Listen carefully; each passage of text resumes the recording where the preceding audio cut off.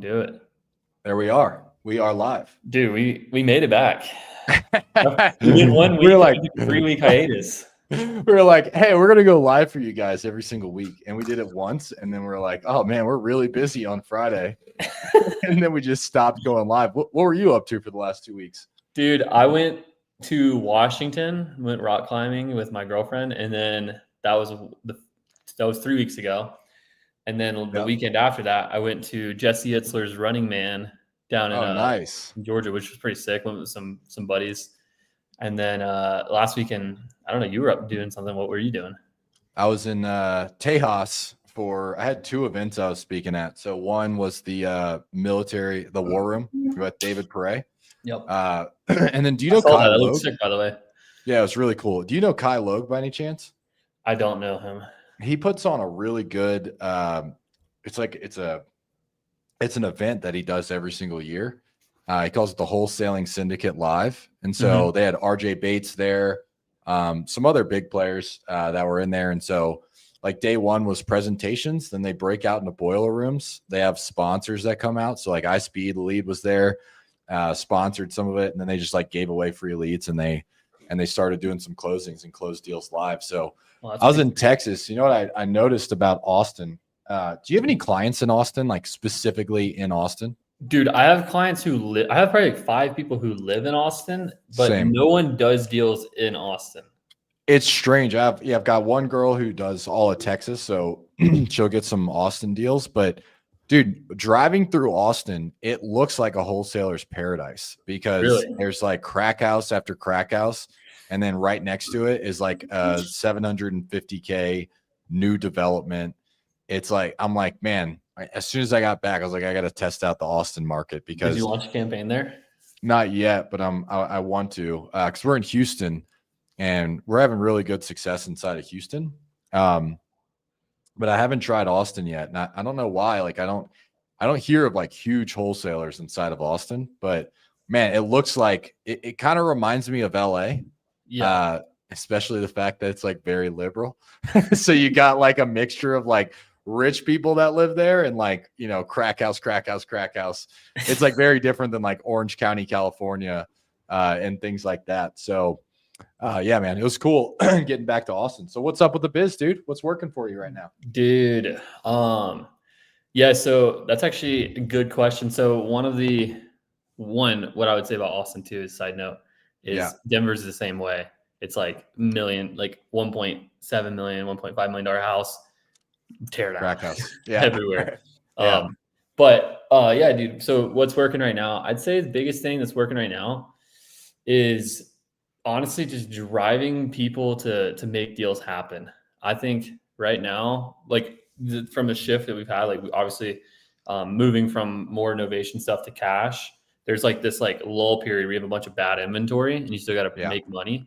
So I think the biggest thing that we've been doing is just really pushing the team and all the clients to just go and drive offers and generate offers and then just make a retrade happen. Like one of the guys who we work with, he was having a real tough month. One of the guys who we're partner with, and he's like only had 27K in the pipe to close over the next 30 days, which not good, way below average. Like normally he's doing about 75 to 100K a month for this guy specifically.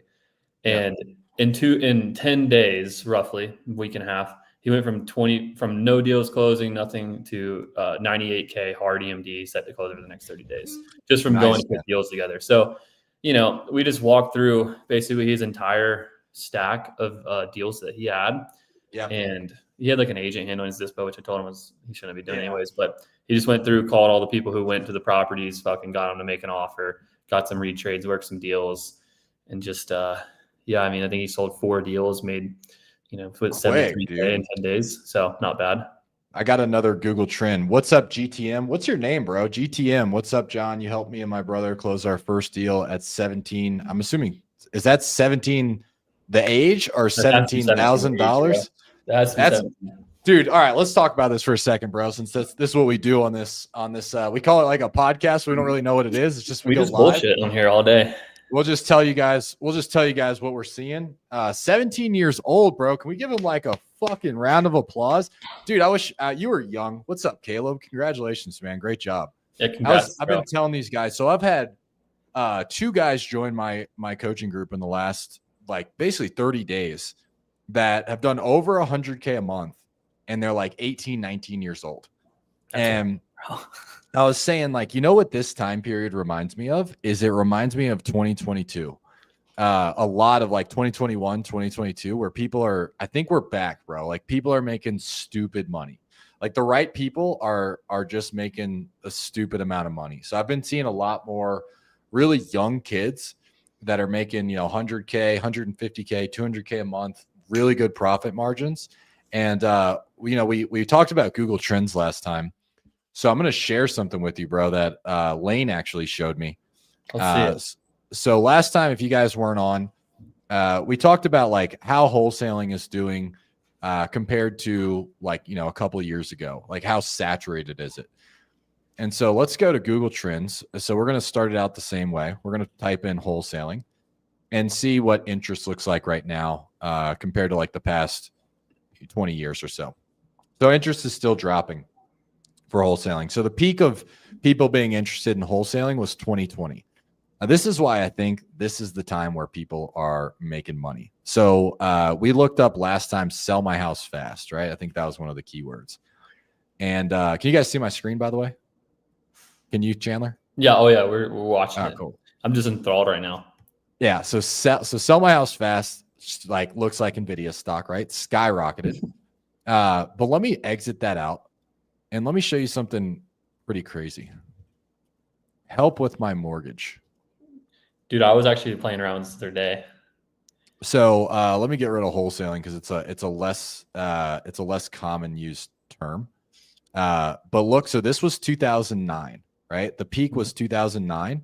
And if you look right now, we have surpassed 2009 for people searching for help with my mortgage, right? Now, the crazy part about this is that the market hasn't corrected as hard as it did in 2009, right? Like obviously some markets are softening up. There's more inventory.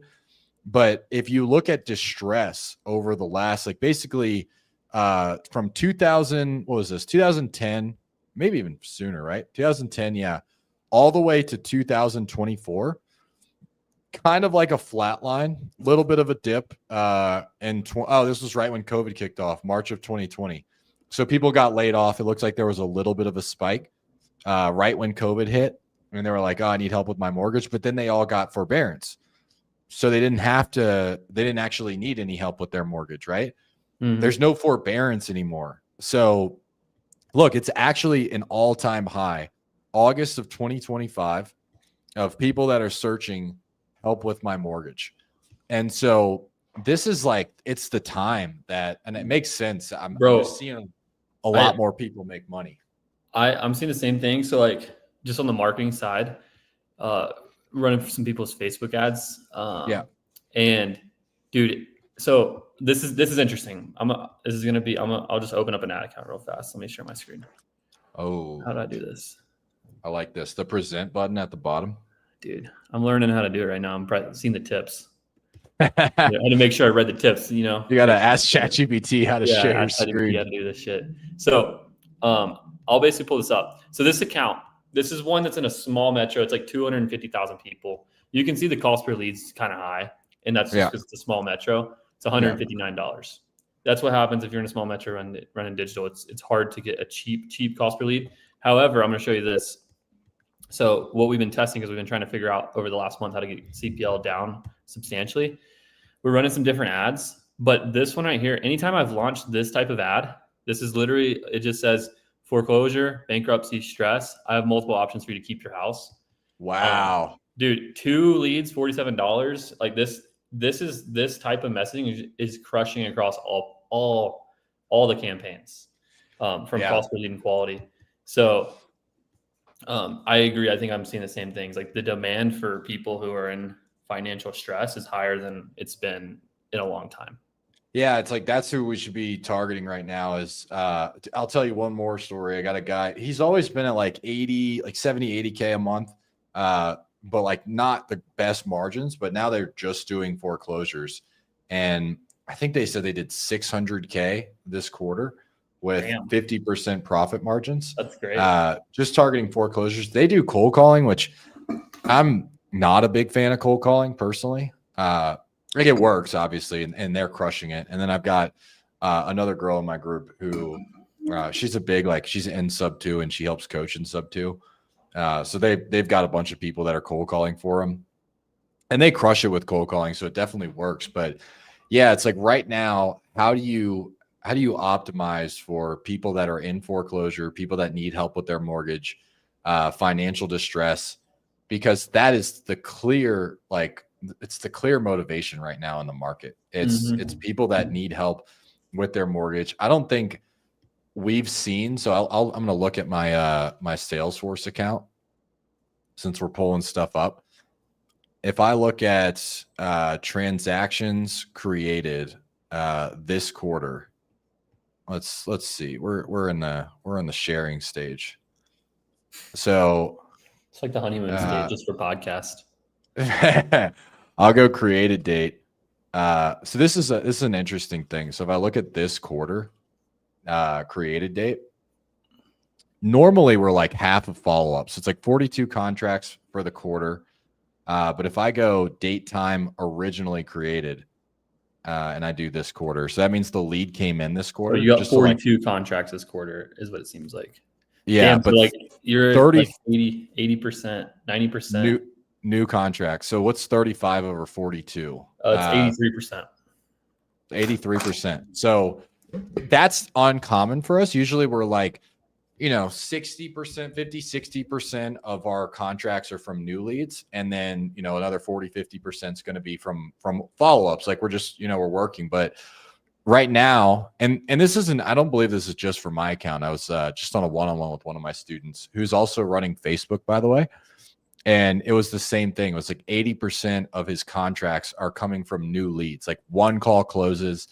And so that kind of just tells you the people that are one call closing are typically the ones that, they're ready to do something. They're bottom of funnel. Right. Mm-hmm. And so that's why I like capitalizing on, Facebook or search right now, because the distress is out there. And I think this is why we have so many 18, 19, 20-year-olds making, 6 figures per month right now. And they just got into it because, dude, the market's it's a great time to be in the market if you can figure out dispo. So let's talk about dispo for a second. I was going to say dispo is the crux that I think is going to wipe a lot of people out. I really think the crux is going to wipe most people out. It's underwriting, actually. I think dispo obviously is important, but I think underwriting is where, because I mean, in my opinion, if you miss underwrite it, like let's say you get a seller who's going to sell to someone like us, like cash offer type person, and you just miss your number by like 20K. Like you could have gotten them at the price that would have made you money, but they may not. Like if you're not good at necessarily like a retrade, you're not good at dispo. Yeah, they hate you after that, you're just not going to get the deal. They hate you. They're like, yeah, exactly. They're pissed. You're the guy that I was expecting, the person that's going to give me an offer and then lower it at the last minute. Yeah. You can't be doing that in today. There's so many people that they try to do that because that's their business model. So yeah, the seller hates you the second that you do that. So walk me through, you said that you had a guy that was using an agency or an agent for dispo. Yeah, he was using a realtor. Oh, a realtor. Okay. Yeah, a realtor. Yeah. So they say they get mad when you call them realtor. You have to call them realtor. Actually, dude, apparently you have to pay to be called a realtor. A realtor. They're very specific. I had somebody comment on one of my posts. It's realtor, not realtor. So tell me about what'd you tell him to do? Yeah. So this is a good question. So he had like 13 deals in escrow contracts, right? They obviously aren't all deals because that's why they're not selling. But the point is, we went through each of his deals. I was like, bro, dude, you've gotten 2 contracts a week for the last like 6 or 7 weeks, and like we've closed. You just haven't been like your pipeline should be way thicker than it actually is, and your closings just seem a little bit lighter than they should be. And so we would go through. I said, pull up your fucking pipeline. So we have a pipeline sheet that we have all of our clients use and any business that we're in. People go through. We go through it, look at everything. And I'm like, how many walkthroughs does this one had? How many walkthroughs does this one has? How many offers does it had? And he's like, no offers, like 10 walkthroughs. I'm like, bro, what the fuck are you guys doing? First off, politely. but I'm not he, polite. no, I wasn't polite. I just was like, what the fuck are you doing, bro? Yeah. And anyways, he was like, well, I got the realtor. I was like, dude, just go call those people and like close a deal. And so like, I'll go back to like 2022. This is like the first time where I ever had to experience this, where the market was going up and up and up. And then boom, June 2022 or July 2022, it just fell off a cliff. And we had like $1 million of like deals in the pipeline that were like solid that we were going to close in the next probably 45 days to 60 days. And then they just all vanished because rates went up, at least in Atlanta. Our pipeline went down. I mean, shit, our price point for an average as is home, 10-15% right away. Margins 10%. More for me. I lost 600 grand back then. So I was flipping like an idiot. Yeah, we only owned like 6 properties at the time, but they were all 100K deals, but they only went to like 20 or 30, which is okay. So it wasn't, anyways, side note, point is what I did, I was like looking, I was like, dude, like we gotta, I mean, at the time our break even on the month, because we were doing like about average for the last like 4 months was about 400K. Our break even was 245, 250 in that neighborhood. And so I was like, dude, we're going to take a fat L if we don't figure out something. So I just told him exactly what I did. So what I did was I went through every single person, all of our interested buyers, and just called every single person. And I was like, hey, like seller needs to sell this house. Like, what would you guys offer? And I put 3 deals together. It was like 80K just from doing that one thing. Then I had my team go and do the rest of it. But basically just got offers. If they were a little bit lower, went to the seller, retraded, made a deal happen, made the spread, and then moved on. And so basically I just told him like, hey, go and call all the people who walk the property, tell them you're looking to make a deal. And if the buyer's interested in getting a good deal, then you're willing to work with them. Not saying you're going to steal it, but you know, you can definitely get a good deal and buy with equity. If that's something that they're interested in, they should make an offer.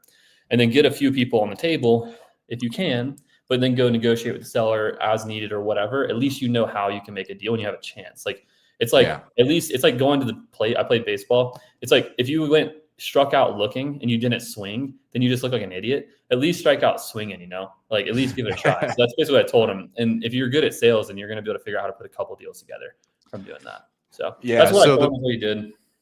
Yeah, it's been a big change for us too, because when I used to, so in 23, 24, I had a dispo rep, but she was an agent. She was extremely experienced, and you know, she didn't have to do a lot of negotiations. Basically, she was just really good at talking to agents and talking to investors. So she was like a broker of record for 15, 20 years, just knew everything about real estate, right? And so when people came in, she knew how to put a deal together. But then when the market started shifting, we're like, man, we need an outbound team. Like we need actually to do outbound. So now our dispo, they're an outbound. It's an outbound position. It's not just answer your phone. Is your buyer interested? Okay, go walk the property. Let me know if they like it. That's what our conversations were like before. And then eventually we're like, dude, our properties are just not selling. So right now we're heavy outbound on dispo. You're calling everybody. So our rule of thumb, and for our dispo right now, in order for him to hit his contract to close target, he needs to get 3 written offers on each property. Every property we have, you need to get 3 written offers. Now, sometimes the 3 written offers are lower than where we need to be to make a good profit. So then we have a conversation with the seller. But what I see so often is people are like, oh, I don't have any offers, so I need to go back and reduce with the seller. It's like, no, dude, go get your offers and get somebody that will close at that price. Then go talk to the seller and tell them, hey, I've already got everything taken care of. We have offers. We can move forward. It's just going to be in 3 weeks, right? Like we're going to close in 3 weeks. It's going to be at this price. That ends up working out way better than let me just reduce it with the seller. Because everyone's number one question on the retrade call is like, can you actually get it done at this price? Like, is it guaranteed? Like, I know like you know, whatever, we're changing things, but I don't want to change it again. I don't want to be in this spot. That's everyone's question. That's all they care about. Yeah. Another thing that we'll do is when we put it on the market, we'll watch Zillow. Like if we're going to do a novation, or if it's a cash deal, like we're throwing it on Investor Lift right now. And if we're not getting interest in the first weekend, then we're already lowering the price, and we're telling the seller that we're teeing them up for a price reduction. So first weekend, no interest. We just say, hey, just so you know, there's no interest. Could have timed the market wrong. Like we could have been wrong about the price. We're likely going to need to reduce in the next couple of weeks, but we're not doing it yet. We're going to keep trying. That way they don't hate us. We're like, okay, we're still trying to make this work. And that's what we've had a lot of success with too, is one of Austin's, if you guys don't know, Austin runs like my entire back end dispo, contract to close, all that stuff. One of his metrics right now, like we just brought on a new TC, so he can just focus on calling sellers every single week, update or not, letting them know where we're at, building that relationship with them. So that way, if anything happens, like we've been communicating the entire time, and it helps us a lot to be able to get our dispo process cleaned up. Oh yeah. Yeah. I think the biggest thing on dispo too, and like I've seen it a lot right now, is when we implemented talking to every seller minimum, no matter what, one time a week, just like that is the baseline. But then the other implementation was whoever's the point of contact, which for us is dispo. So like Austin is like every time there's some kind of interaction with the property, whether we go out to the property, whether someone goes out to the property, you call the seller and tell them what happened, no matter what. Those two things, like there's no whole, and then when we get a new contract, within like an hour, calling them and doing a welcome call with the seller, those three things like transformed. Like obviously sellers are still going to be crazy and back out, but it eliminated that by like 80%, probably 90%. It's huge, man. So, and it's funny, we do the exact same thing. I don't think we've ever talked about this, but I learned this in the mortgage industry because I had this sales manager and he would make us fill out this tracker. And so I used to have to call my clients that are in escrow every single week, the client, the listing agent, the buyer's agent, every single week with an update, whether we have one or not. And so eventually we just started doing that for wholesaling as well. And that one change, dude, when we implemented that, our contract to close went from 65% to 89%. And then the next quarter was 91%. And so it's not that right now. It's lower than that. I think our contract to close is going to end up at like 67. But still, like for this market, it's doing good. And that one change was huge. So we do a handoff. First thing we do is we make sure that if it's a novation, they know that's going on the market. That way, if they don't, we have a conversation with AC, we get them back on, make sure that that's cleared up. And so you find that out right away. You don't put it on the market and then wait for them to say like, hey, I didn't know this was going to be on the market. That's not a conversation you want to have, right? No. And then I'm going to steal that because we're not doing that every single time there's an interaction with the property. But we are doing it once a week. So we give an update once a week. I like that. And if I can get Austin to be able to do every single time there's an interaction, I could see how that would help even more. Dude, you get like, at least for me, because I ran the process for a little bit when I was implementing it because I wanted to work the kinks out. Yeah. And so I did it with like three files. And dude, those people loved me. Like, when I did it like that, it was like I was like their son, you know. they're like we would talk about, they're like one of the guys, he went to spend a lot of time in South America. We talked about it all the time. I sent him pictures of my trip when I was down there, and it was just fun. Cool. Like it was just homies. And I had to hit him with a retrade on a novation where we were making 15K. It wasn't anything crazy, but I had to retrade him, and he was fine with it. He's like, whatever. Another deal, like the fucking HVAC got stolen like last minute. There was a survey issue, just an absolute nightmare. Took like 3 extra months to close it. So seller was like, of course she was upset, but it was they'll work with you because your communication's good. Yeah. Dude, it's just how deals are. It's such a good point. We got some questions in the chat if you want to answer some of these. Yeah. So I'll tell you, Philip, we'll go for you. Well, we got a couple other people. Chandler saying, legend, I'm tired of cold calling and SMS. Bedtime baby lullaby. Bedtime baby lullaby. I'm going to send PPC 10K a month in 2 months. Yeah, you'll find success with that. Do you guys market nationwide or in specific areas? So I'll answer and then I'll let Chandler go as well. I don't do nationwide. Too much of a headache to find title companies and escrow and understand their purchase agreement laws and all that stuff. So what I do is I target 5 markets: SoCal, Birmingham, Atlanta, Houston, and Springfield, Missouri. Springfield mainly for my rentals. Chandler, so I like just doing like a couple of markets. We talked about this last week about most of the companies that we see doing well right now are starting to go broader. So like they're in one metro, they're going to go into like 2 or 3 metros in the same state. And so we're doing all of that with PPC. But Chandler, what about you? What are you seeing work better, like straight up nationwide or 5 markets? Dude, straight up nationwide takes a special breed to do that, in my opinion. So I don't know if that's, I agree. I think you need to, I think the 2 to 4 market strategy, three to five, somewhere in that neighborhood. Mm-hmm. Where you're doing multiple is ideal. That's what I recommend to all my clients. I'd say like you want at least a population of like 10 million, I think right now, just from like a population perspective. And depending on the competition, you might want more. But I'd say like that's kind of like what I'm thinking about when I'm looking at it from like a more analytical perspective.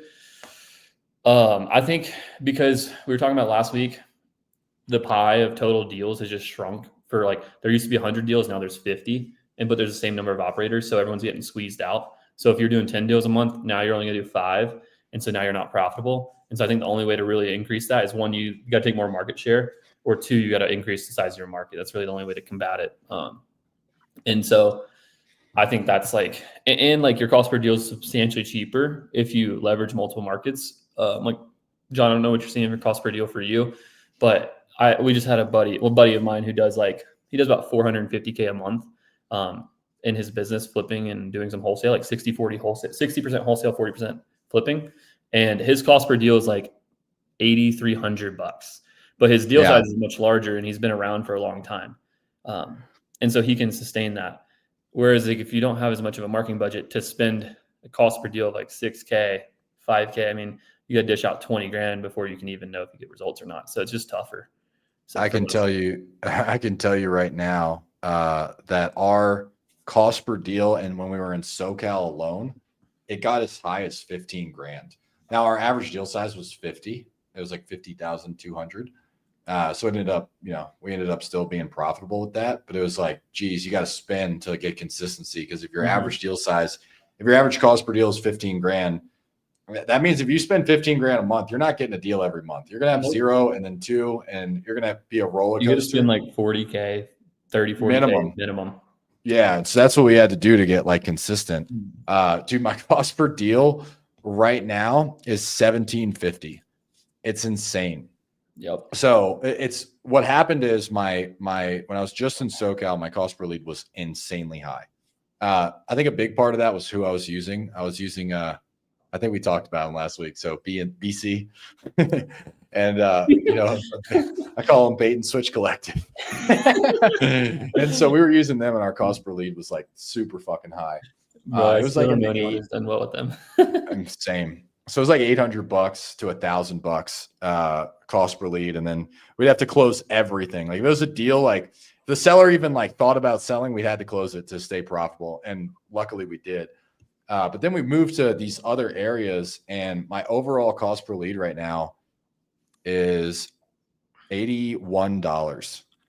And that's PPC. And because we're in those other markets right now, obviously our profit per deal is not $50,000 anymore because we're not in SoCal only. So we'll still get those big rips every once in a while. But the cool thing is we'll still get leads in SoCal. So it's not like I'm paying $600 for a lead in SoCal and $50 for a lead in Birmingham. Like our campaigns are set up to target all of those areas. So we'll get some leads in SoCal. The majority of them come from like Atlanta, Birmingham, places like that. But dude, yeah, it's our cost per lead's way down. Question on the first call: how do you get to the condition and price, but still sticking into? So I use condition. Gustavo, if you're familiar with my sales process, I go needs, anchor, consequence, obstacles, meaning time frame, influencers. What are they going to do with their stuff? And then the last question I ask is condition. So I just say, hey, we're going to do an inspection on the property. What do you feel like is going to come up? And that's where I get that. Bedtime Lullaby asks, what's the script for a retrade? I'll let you go, Chandler, and then I'll talk about my process. Yeah, I mean, you can have a script. It's more of a flow. Obviously, there's some like negotiation, like lingo you're going to specifically use and to close it and, framing. But generally, we'll go over the high level process. Basically, when you get a contract signed, it starts when you get the contract signed on your dispo process. So there's a handoff from acquisitions to dispo. So, if you do this yourself, obviously you're going to run the whole process yourself. But whenever you sign a contract, you're going to basically do an intro call with them to reset all the expectations that should have been set on the sales call. But sometimes on the sales calls, we have to miss things or not go into as much detail to get deals signed to create less friction. So we basically want to just make sure that they know everything is going to happen. Like when we're going to come out to the property, getting a lockbox on the property, when we're going to take pictures, what it looks like what our communication needs to look like together. If you don't communicate, here's what happens. Like we can't do our job. Because that's the biggest issue on the back end is people not replying to you. So you got to harp on that pretty heavily. And then like, hey, if you don't answer, like, what should I do? Like, we're trying to close this out. Like what's going to happen? And so you're just going to basically go through a bunch of those different things that create problems in your back end process. And we're going to handle that all up front. It's about 20-minute call or so. And then we just leave that call setting up basically transferring the authority from acquisitions to the dispo person. Like dispo is now the authority of driving the deal forward in the seller's eyes as well. And so we're building some rapport, showing that, hey, we're here to basically set the frame that, hey, we're here to get this done for you as fast as we can. And we're going to work as hard as we can. So the frame we're setting. Then we're basically going to move forward. And every time we got to the prop, so this is about speed on dispo. So like the retrade script, like the script I could give you, but you have to have the whole process to actually have success with this. The whole key with dispo and retrades is to have speed. So we don't get properties like the median time it takes for us to get a property from contract to listed or to marketed is 4 days. So that's how long it takes us to go from contract signed to having pictures and having it marketed out to our buyers. It's 4 days.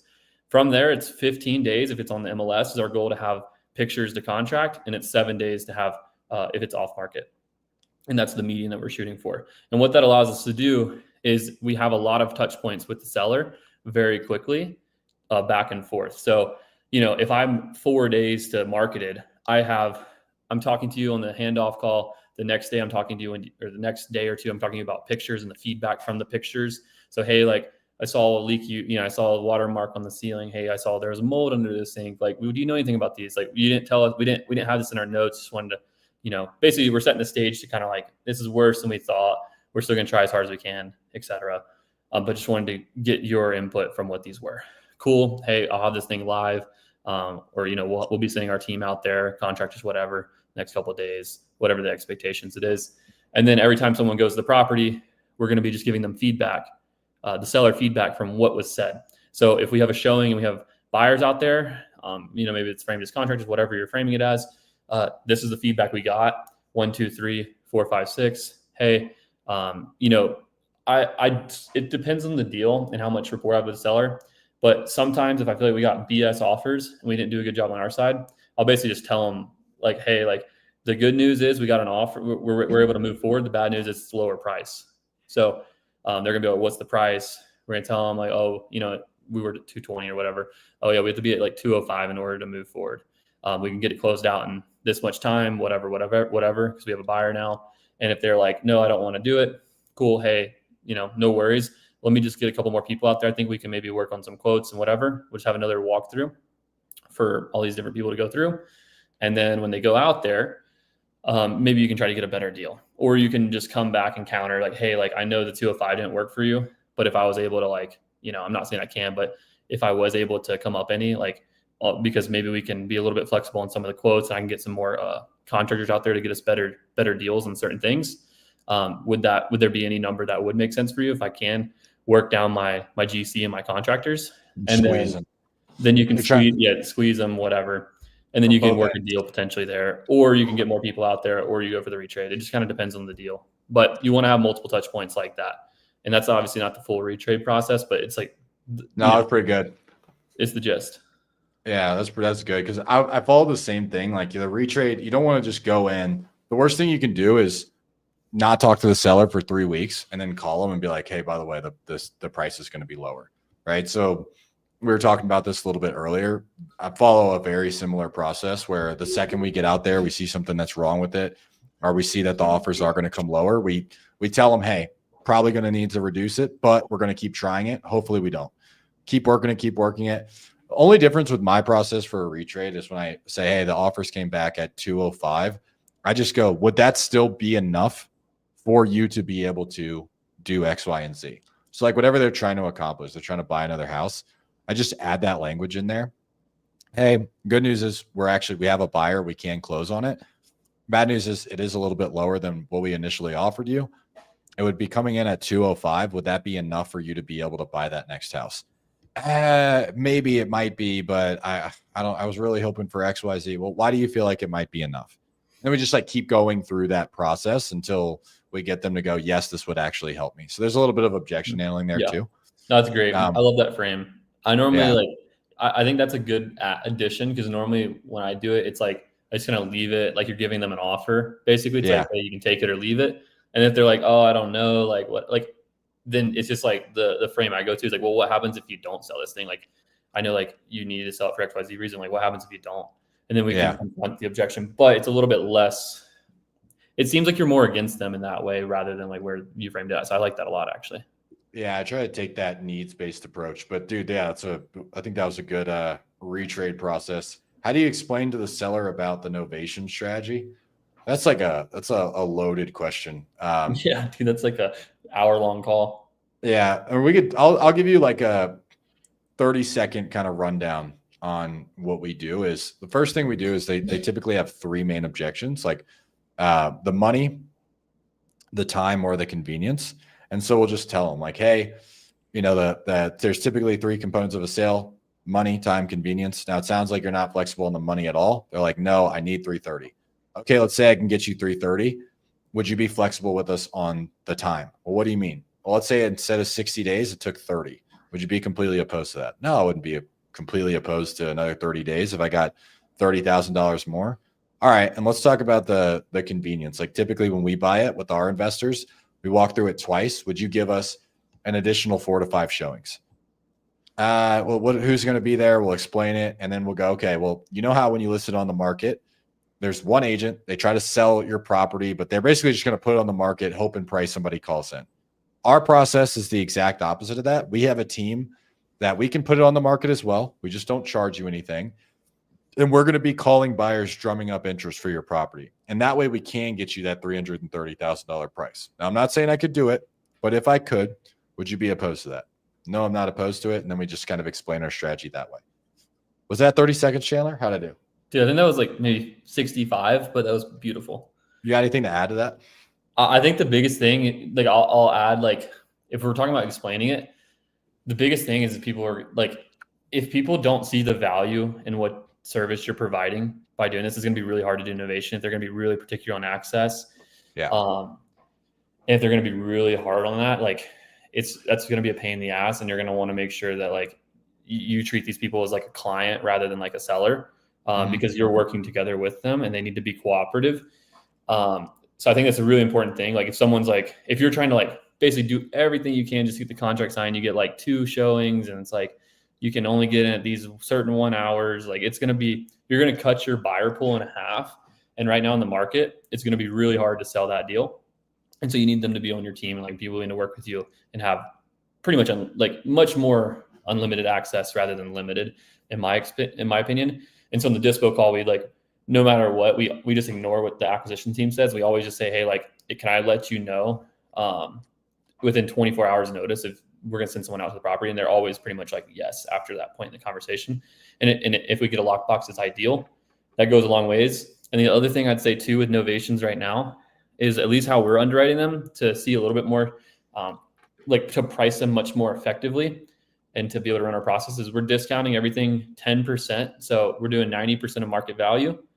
We're subtracting $25K for the fee and then $15K for concessions and then minus all other expenses in the transaction. It's good underwriting. Yeah. I think a lot of people are struggling with that because it's not 2022 anymore where you can literally just go, 100%, all right. no, nothing. Exactly. It's just like, oh, what is the property? What's the property worth? And then that's basically what I'm gonna get it under contract for, because it's gonna go way over that. Dude. And then it's gonna sell for 30K rask. Yeah, exactly. You make a 60K rip. Good times. But dude, great times. I will say, I feel like these times, I feel like it's coming back. I feel like there was a wave of 2021, basically 2020, 21, 22, like wholesalers were crushing it. Everybody was making money. And then 23 happened, 24, basically everyone got out of the business and everybody's doing, what is everybody doing now? AI? They're all starting AI businesses, right? If one of you motherfuckers Instagrams me one more time and fucking sells me on your AI bullshit, I'm going to fucking come through the screen. No, I'm kidding. But it's bad, bro. Like, there's a lot of people doing like AI stuff and they're all selling those. It's interesting. The AI thing's an interesting thing. Dude, what is Well, everyone doing? I think a lot of people are just not doing anything. yeah, there's a lot of people just sitting on the sidelines being brokies. Yeah. You want to see something crazy though? If you look at if you compare, we're talking about Google Trends. If you compare AI to anything, the interest of this is crazy. So, like for example, this is AI. Give me a keyword that you would think is Just hot look right up now. fucking look up, I don't know, look up Tesla or Taylor Tesla. Swift. Yeah. I was gonna say Taylor Swift's probably hevier. She's Yeah, pretty heavy. Tesla. AI crushes Tesla right now. Look up Trump. Oh, he's gonna beat AI. I would bet. Dude, Which that's one's pretty Trump? big actually. Yeah, well, AI is bigger than Trump right now. Yeah. Look up So, Charlie Kirk. See how big Charlie Kirk is. oh, dude, I I've been love playing around Charlie with Google Kirk. Trends a lot more after our last call. Charlie Kirk Holy is just a shit. straight shoot up. It's just Wow. like, Dude, did you see dude, this thing? So I was actually talking to my girlfriend about this morning. There's a pretty strong evidence that states that he got shot from the back. I've heard that. The, I try not to buy into any of that stuff. All I can say is that, like, I believe it. All I can say is that dude started such a great. I think he started such a great movement. And if you guys are like watching this and you're like hate me for that, there's an unsubscribe and an unfollow button on all my social media platforms because I don't give a fuck. Like he, dude, I think he started such a great movement, and man, it's super sad to see what happened. But I try to. There is evidence there. I mean, I think there's also pretty good evidence to say, like, I was a sniper in the Marine Corps. So, like, the shot, like, it was a sloppy shot with a sloppy gun. You know what I mean? Like, it was a hunting rifle. Like, it didn't, to me, nothing screamed like assassin, right? Or trained sniper. Because a trained sniper, like, at 300 yards, bro, you could pick which eyeball you want to hit. yeah. And so it did seem like just a sloppy fucking jackass just got up there with a hunting rifle and honestly got lucky, dude. Like he got lucky. So Yeah. Because he barely sucks. cooked him, honestly. Yeah, but he got his Artery. jugular. Yeah, if you get shot in the jugular, there's basically nothing you can do because when a bullet, I believe he got shot with a 308. So like if it's a 5.56, like something smaller, it just kind of zips through. But a 308 basically like everything inside of from your neck up, just get like a shockwave. So probably did some brain damage. It was bad, man. So it's sad, but yeah, if we look at Charlie Kirk beats AI. He's at like 13.7 million followers on Instagram in the last, I don't know. He shot up. He's like bigger than Tony Robbins right now. That's But crazy. it does seem like, anyway, we got way off track. No, but I mean, honestly, dude, what do you RIP. think that does for the world? Like, actually, like me, I mean, we're just talking about whatever. We can talk about Yeah. anything, but the U.S. government, dude, like the U.S. as a whole, like, I'm not optimistic on the U.S. for the next 30, 40 years. I think it launched a pretty conservative movement.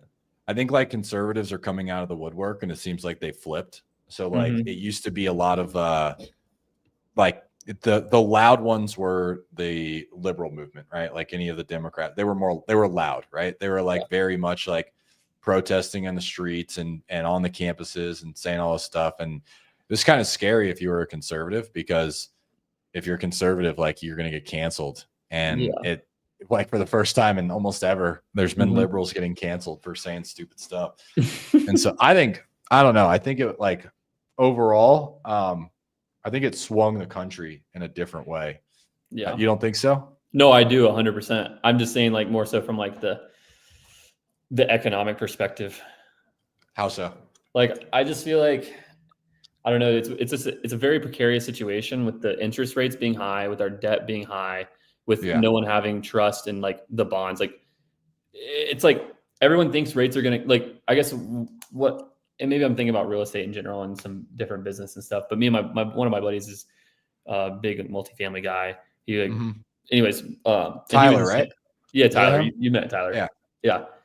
Good guy. Love, super successful, whatever.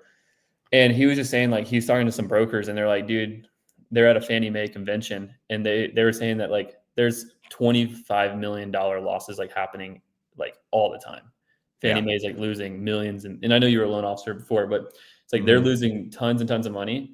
because all this bridge debt is going through or not going through. And I think that's like obviously a difference in commercial space. It's a lot different from the real estate stuff. But if I think a lot of people are still banking on rates going down, and I just don't think it's going to happen because I don't think foreign countries are going to want to have more trust in the U.S. government. Really, that's where I feel, because rates are like, they're still pretty high, even though the Fed lowered the reserve rate. The bonds are in your treasury is still up. So Ray Dalio has been saying some scary shit for a while, dude. He's been saying that. He's like, dude, there's dark times coming. And if you guys weren't on at the beginning of this video, we did Google Trends help with my mortgage. And it's like we have just as many people asking for help with their mortgage as 2008. But prices have not come down yet. So, I mean, I still think that's the reason why, people are making a lot of money, but I think it's kind of like, I do honestly believe you got to make hay while the sun's shining. Because I don't know if this is going to last, man. It does seem like eventually, not that either one of us are economists, but there's some 0%, but it does seem like there's some pretty good indicators that say, if more people are facing financial hardship than in 2008, what does that say? I mean, I will say, and again, I think we could be partial to just being in real estate, whatever, but from 2022, selling coaching and mentorship, whatever, the number of people who, and this is just from the other side, the number of people who pay everything in full was like everyone in 2021 and 2022. Everyone could pay 10, 20, 30K in full, every time. No one really was like, oh, do you have a payment plan? Now I'd say the number of people who pay in full or even ask to pay in full, because we don't even offer pay in full. We just only do basically financing. So only do monthly payments pretty much. And it's very rare that people are paying in full. So I've seen it from that perspective. And my dad does landscape construction. So he does a lot of, and this is in Atlanta. And he's in a more wealthy upper middle class area that he services. He's doing, if you know Roddy White, the football player, I think he's going to do his house backyard renovation. He does the guy sold his company for 150 million. He's doing his yard redesign. So he works for high class people generally. But on the maintenance side, he said they can't get anyone who wants to sign up on a weekly maintenance program anymore. It used to be everyone only wanted to do maintenance on a weekly basis, and now everyone wants to do biweekly or once a month, because he said things are tightening up a lot. And I mean, it all makes sense. I mean, it's heading that way. And I don't know. I'm not here to be a pessimist. I'm just here to be a realist about that's where things are going. So we got to take advantage of it while we can. Well, here's the thing is I'm opposite with you right now, because I think that I see more people that have, and I also wasn't, when I was during the COVID times, 2021, 2022, I wasn't doing coaching. So I didn't know what that was like, but I can tell you over the last 2 years or so, 2-3 years, I have seen a lot more people making a lot more money and wholesaling. I'm talking about specifically people that have just got into it recently, started to scale, younger kids that are making a lot more money, the people that, it's funny, I was talking to my sales reps for the coaching side, and they were like, fuck this, dude, I want to get into wholesaling. Everybody's making a shitload of money. And they got a bunch of, so I think if you have, it kind of comes back to what we talked about last week. If you know what you're doing right now, you have good marketing, you have a good sales process, and you can win in dispo, you are going to absolutely crush, right? At least for now. I don't know how long it's going to last, but at least for now. I 100% agree with that.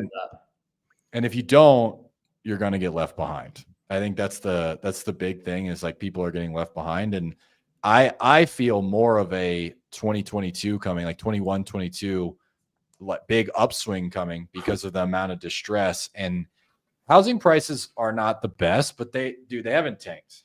It's not 2008. You know what I mean? They're just going slowly down.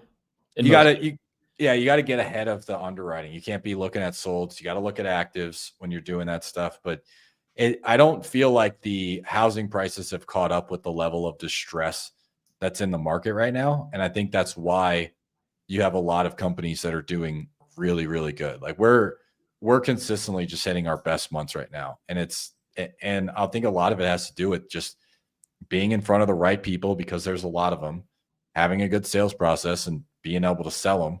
And then for you, like you're seeing the same thing on your Facebook. Like, when in history have you had $47 Facebook leads for foreclosures? I mean, I don't really think it's Never, much of right? it doesn't really exist. But Yeah. I'm seeing it across like several accounts. Yeah. Like It's probably crazy, at least man. 6 or 7 accounts.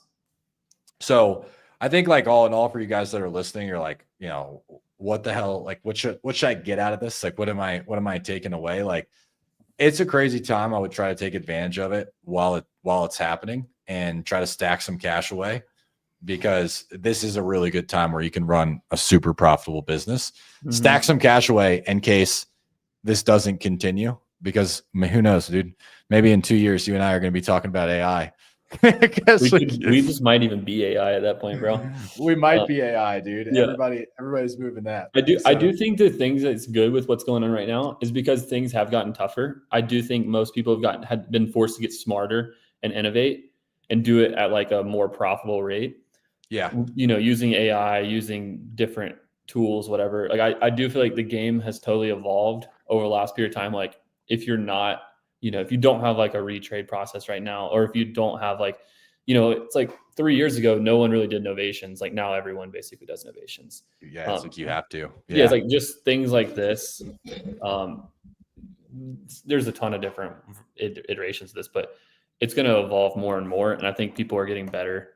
And it's just because of that, we're able to make it. So I agree. I mean, you could basically just throw rocks and for a living back then, like 21, and there was like no competition, and it was quite easy. I mean, you got a contract, you'd sell it basically. But this is, I think it's an awesome time right now. Next week, we should talk about. We should talk. I don't know. Are you going to be around next week? Yeah, I'm here, bro. Next week I'm here, bro. I'll be here. We're back, guys. We're back on weekly lives. So we'll be back next week for our lives. We're going to actually do it now. We should talk about some of the AI stuff, because I know you're doing stuff with it inside of wholesaling businesses. Like, you guys have Go High Level built out, like what you're actually using it for. I mostly just use ChatGPT as Google. That's about as much as I do. Dude, yeah. ChatGPT is like, I probably talk to ChatGPT an hour a day, honestly, just random shit. Dude, you know what I've done is I uploaded every single, like, all my sales training of me coaching my team, like every single thing. I uploaded into a platform called Manus AI. And dude, it's better than ChatGPT. It's like way more detailed. It's like an autistic ChatGPT. And Manus.ai, dude, I uploaded everything in there. So like, if ever I have like anybody has a question, they're like, what would John say? Like, what would John do in this situation? You could just ask it, and you can upload just like hours and hours of transcripts. Can you schedule it at a different time from the school role play? I don't even know I have a school role play at this time, Will. That must be the one with Juan. I don't actually run that. But yeah, are you looking at Manus? Are you going to put it on your? I see you putting it on your calendar. Manus? Manus.ai. Okay, really I found im.ai. Oh, Will asked, can we role play with your AI bot? Dude, I should build that out. Bro, I've seen a couple people. Train's doing it. Apparently built one out. I've heard it's good too. Like, I've heard the AI bot, like, it'll grade you and it'll go through your feedback and stuff like that. Like, obviously there's a little bit of a lag because we're not quite there yet. Mm-hmm. But if you ever talk to ChatGPT, it's super surprising how, like, it uses verbal cues now. And so, like, if you just go in here and you're like, hold on, I could do it. Let me see. What up, Hey, Rohan? ChatGPT, how are you? I'm doing great. Thanks for asking. Always happy to help out. Let me know if there's anything else on your mind. Do you think Charlie Kirk was shot from the back or the front? Well, just to be clear, so, like, I wonder what ChatGPT would have said. But you know what I mean? Like, it's actually like, it's like using verbal cues now. So I think that in the near future, we're going to have some sort of AI that's going to be able to talk to people. I don't know if it'll ever, well, eventually it's going to replace salespeople. Dude, I mean, do you have a Tesla? I did have a Tesla. I don't have a Tesla right now. I mean, that shit drives itself, bro. Oh, It's 100%. it's Dude, definitely pretty good. Austin, I saw these Waymos everywhere. Like, Yeah. it's just that's 100% the future, dude. That's scary as shit, but it's awesome. Dude, they're Yeah. literally no one's gonna be driving cars. It's gonna be illegal to drive cars in probably 15 years. Dude, 20 years. Rohan is a savage, by the way. I'm going to end it on that. If you guys don't know Rohan's a freaking savage. But we are going to be back next week live. So we're going to start going live every single week. We're Yeah, going to talk about what's working. Hit us with some questions. Yeah, we went in the we DM went deep somewhere. in I don't know. Q&A. Fucking DM us. Yeah, we'll post these on IG next time as well. So, Yep. Chandler, I will see you next week, dude. Don't fall off a cliff. Yep. You either, brother. All right, later, brother. Let me end that. There we go.